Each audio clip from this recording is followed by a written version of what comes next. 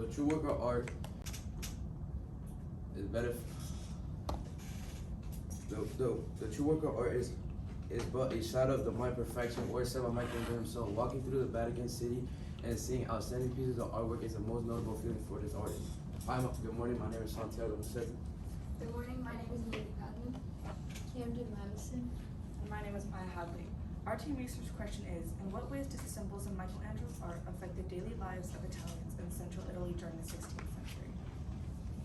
According to Berkman, a Columbia graduate, by endowing Moses with horns, as portrayed here, Michelangelo not only mocked the giver of the Ten Commandments, but also Satanized his nemesis, Pope Julius II, whom the facial features of the portrait To answer our team's research question, Michelangelo art created a new way of perceiving art by introducing the aspect of realism through the use of accurate anatomical representations in a variety of his artworks.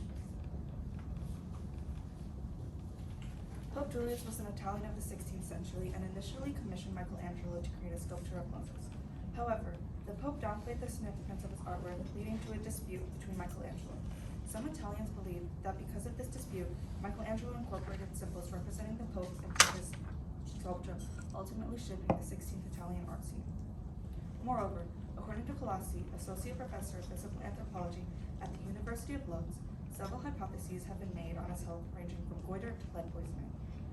In recent years, it has also been suggested that as a result of his arduous and long life, his hands were severely affected by chronic arthritis in the last phase of his life. As a result of his health conditions, Michelangelo was able to be a figure and leader of the time period.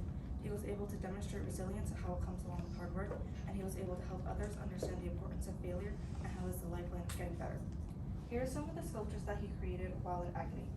This is the Last Judgment from the Sistine Chapel in Vatican City, Rome, and this is David from Academia Gallery in Florence, Italy. To add into Maya, Rafi states, the Last Judgment contained images portraying the physical suffering of damnation. They often included Satan as the Antichrist figure, and in Michelangelo's Last Judgment, however, physical, was represented. If you look to the right of the image, you can see a man holding another man's skin. Though it's not realistic, it clearly shows suffering. You can also see men being pulled down from white clouds, which indicates the presence of heaven.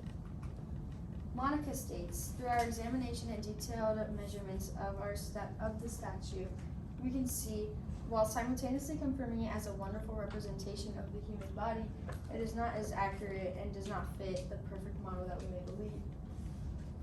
As we look at the image, Michelangelo's face is not symmetrical and he is missing a vital muscle in his back.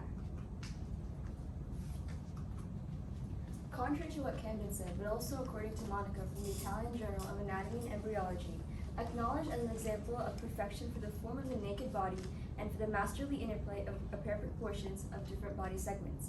This demonstrates how Michelangelo carefully sculpted David with accurate proportions. As you can see, the muscles contract or expand based on the muscle movement by David. This shows the detail to which Michelangelo has emphasized anatomical concepts. During the 16th century, David was one of the most mind-blowing pieces of art due to how realistic and accurate it was sculpted. To add on what ENT said, according to Michelangelo, it's an artistic masterpiece of extraordinary beauty and correct proportion, obtained through a perfect knowledge of the points of style. Even though Michelangelo captured scenes of David with the proportion, it went against the Christian's ethos during the 16th century, and he got a lot of criticism. According to Ashford and Tatum from Stanford University, in each of the 5 frescoes with consideration of comparative neuroanatomy, each of the images can be interpreted as a brain with God's midsection and lower extremities homologously representing the brainstem, cerebellum, and upper spinal cord. Showcasing the scientific principle in a religious form through the creation of Adam is by far the most evident brilliance of Michelangelo being ahead of his time. Though Italians may not have been able to connect with the scientific aspect, the realistic value scale showing depth in the religious figurines certainly sparked in the Italians. This shows that the creation of Adam was one of the most valuable pieces of the time and present day. Therefore, to summarize, after hearing about Moses from Maya, the Last Judgment from Camden, the creation of Adam from myself, and David from all 4 of us, it is clear that all 4 of these pieces portray clear anatomical patterns, whether it be the brain in the creation of Adam, the muscles in David, or the skin in the Last Judgment. They all show distinct storytelling through artwork, even against the Christian ethos broken by the church. Finally, they all enhance the exceptional craftsmanship of Michelangelo down to the vein and the precise detail put into his artwork. To emphasize what Nieti said, Michelangelo's artwork was able to influence his audience with artistic mastery, humanism, religious significance, and influence.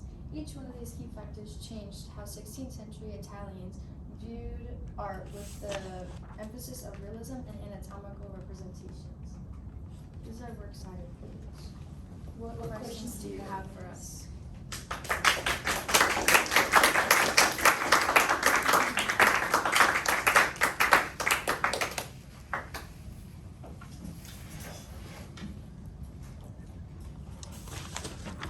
All right, Maya, we're gonna start with you.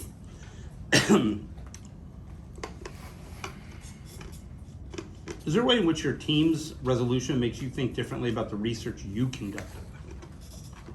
I believe that Nieti's research actually changed the way I perceived how the historical. It made it like more of an overall impact in what our presentation was about, because historical did have an impact, but also I think scientific was like brought it all together. Okay.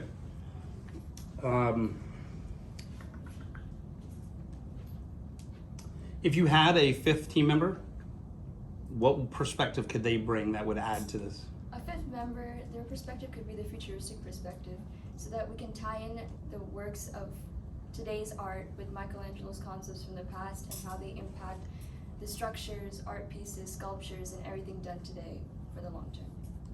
Okay. And next up.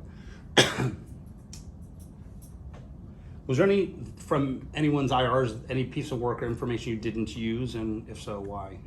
We didn't use Maya's Lafayette because our research didn't really tie into how it affected 16th century Italians. Best piece of art, by the way. And save the best for last. Reflecting on your colleagues' works, which one gave you the best understanding of the Renaissance? These because it explained more why they like it related more to the artistic pieces and why they were created. You guys are done.